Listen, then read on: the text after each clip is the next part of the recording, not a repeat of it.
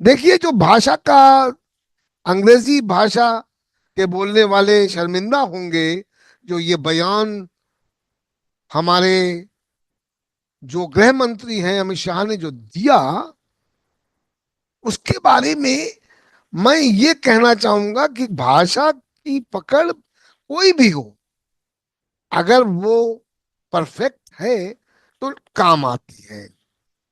आज जिस प्रकार से अंग्रेजी भाषा दुनिया में मान्य हो चुकी है और अधिकतर काम उसी भाषा में होते हैं, हमारी नौकरियां उसमें मिलती हैं। जो ग्लोबल हमारे ट्रेड पार्टनर्स हैं, मल्टीनेशनल्स हैं, उनमें जो नौकरियां हैं वो अंग्रेजी के माध्यम से मिलती हैं।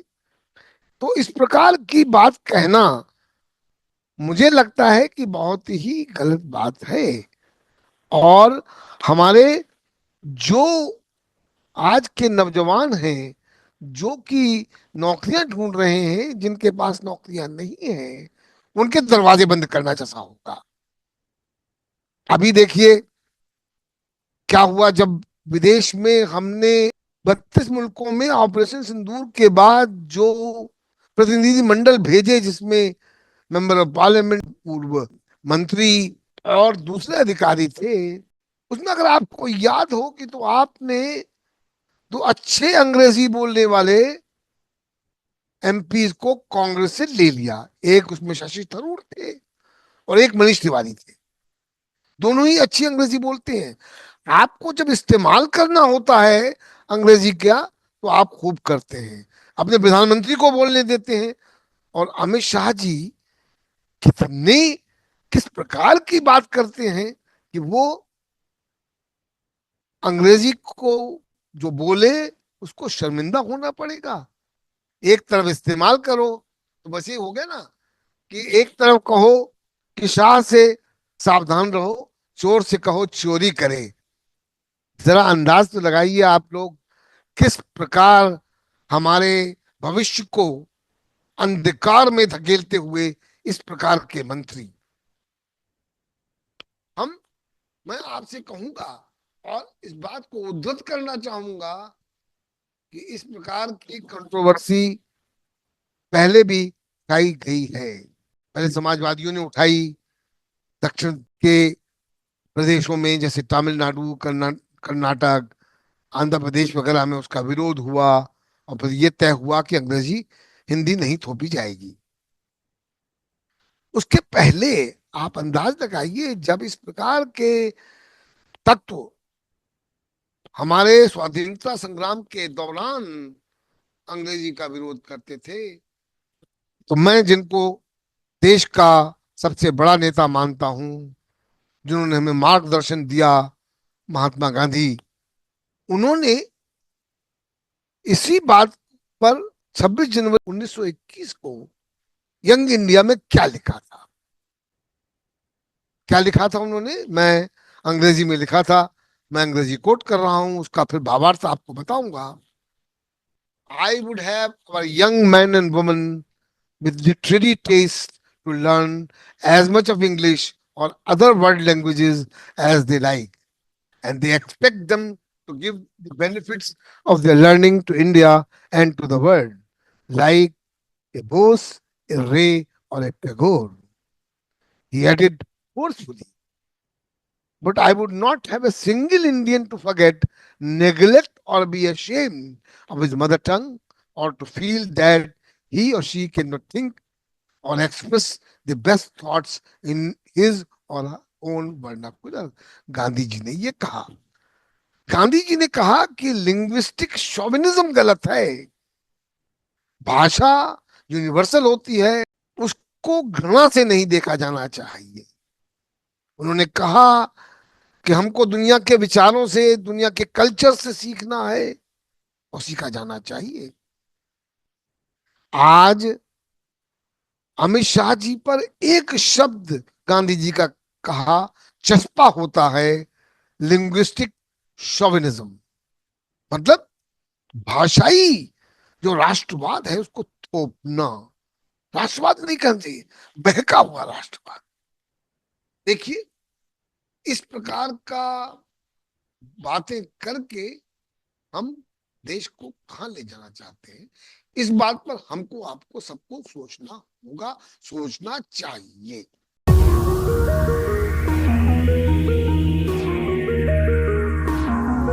आज मीडिया मैप के छोटी छोटी सी बात के कार्यक्रम में हम भाषा का विषय उठाने जा रहे हैं, भाषा पे चर्चा करेंगे।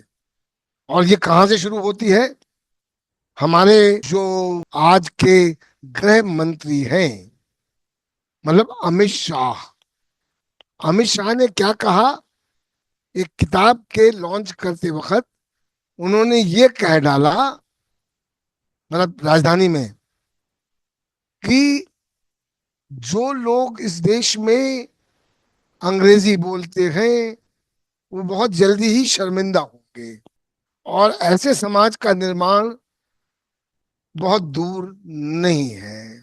और उसके साथ उन्होंने जस्टिफाई करने के लिए कि वो क्यों कह रहे हैं, उन्होंने ये भी कह डाला, और जो किसी आ, दिशा में सही भी है, कि हम अपनी भाषाओं के बिना शुद्ध रूप से और प्योर रूप से हम लोग भारतीय नहीं हो सकते। ये बात सही है, पर आपको, हमारे यूनियन मिनिस्टर अमित शाह जी, हर चीज के पीछे राजनीति उनकी होती है।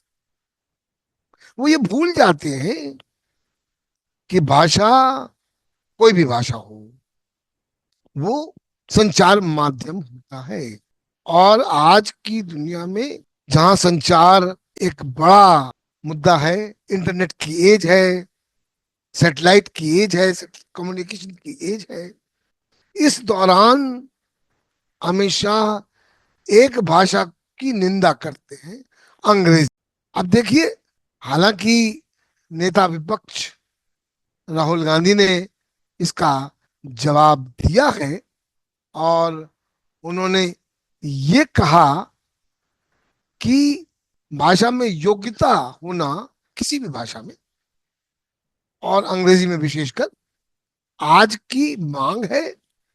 दुनिया में हम, जो प्रतिस्पर्धा चल रही है, जो होड़ चल रही है, उसमें भाषा की जानकारी, अंग्रेजी भाषा की जानकारी हमको मदद करेगी। उन्होंने कहा कि अंग्रेजी कोई बांध नहीं है, एक पुल है। आप ये समझें कि आज अधिकतर दुनिया का काम अंग्रेजी भाषा में होता है। अब मजा देखें आप, अंग्रेजी भाषा की जो विवाद है, वो तो आज से नहीं, बहुत दिनों से चल रहा है। समाजवादियों ने एक जमाने में उसमें राष्ट्रीय स्वयंसेवक संघ शामिल था। राष्ट्रीय स्वयंसेवक संघ का एक पुराना नारा रहा है, हिंदी, हिंदू, हिंदुस्तान। अब आप मजा देखें कि वो सब पर एक भाषा थोपना चाहते थे। अब चूंकि वोट सबके लेने हैं, वो संभव नहीं है, इसलिए और भाषाओं की भी बात कर लेते हैं। पर उनकी जो मूल आत्मा है, उसमें वो हिंदी का वर्चस्व, हिंदी को थोपना चाहते हैं। इस बात को लेकर 60 के दशक में तमिलनाडु में और दक्षिणी भारत में के राज्यों में काफी विद्रोह हुआ, और फिर यह तय हुआ कि कोई भाषा किसी पर नहीं थोपी जाएगी। आज फिर से गृह मंत्री, जो आज की सरकार में सबसे पावरफुल मिनिस्टर हैं, वो ये कहते हैं कि इस देश में जो अंग्रेजी जानते हैं, बोलते हैं, उनको शर्मिंदा होना। ये किस प्रकार की भाषा है ये? वो भूल जाते हैं कि उनके ही नेता प्रधानमंत्री नरेंद्र मोदी जी दुनिया भर में घूम रहे हैं। उन्होंने 85 दौरे विदेश के किए हैं, 75 से ज्यादा मुल्कों में गए हैं। वहां किस भाषा में बोलते हैं? वो राज्याध्यक्षों से अंग्रेजी में बात करते हैं। जब उन्हीं के पार्टी के प्रधानमंत्री अटल बिहारी वाजपेयी हिंदी में बात किया करते थे। यूनाइटेड नेशंस में भी वाजपेयी जी ने हिंदी में बात की थी। और आज नरेंद्र मोदी जी खुलकर अंग्रेजी अब कैसी बोलते हैं, क्या स्तर है, इस पर हम नहीं जाएंगे। कितनी लोग समझते हैं उनकी अंग्रेजी को, वो दूसरी बात है, पर बोलते वो अंग्रेजी है।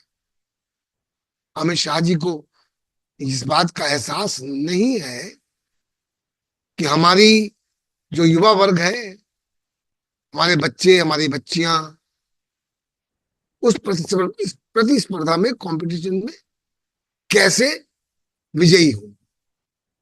अंग्रेजी की ज्ञान है नहीं, क्योंकि अंग्रेजी से शर्मिंदगी होती है।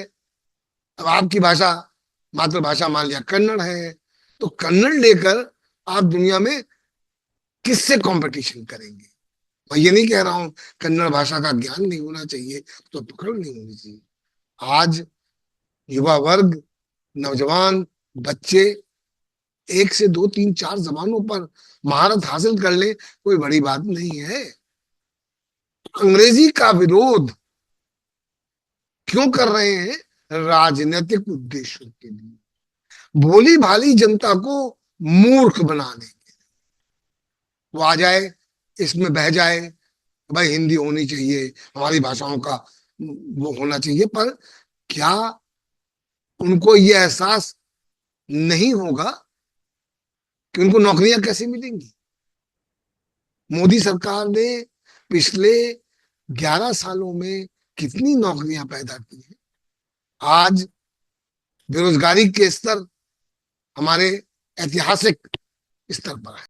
बेरोजगारी, रोजगार मुश्किल होता जा रहा है। आज के जो ऑटोमेशन का एज है, आर्टिफिशियल इंटेलिजेंस का एज है, उसमें और भी नौकरियां, एम्प्लॉयमेंट कम होता जाएगा।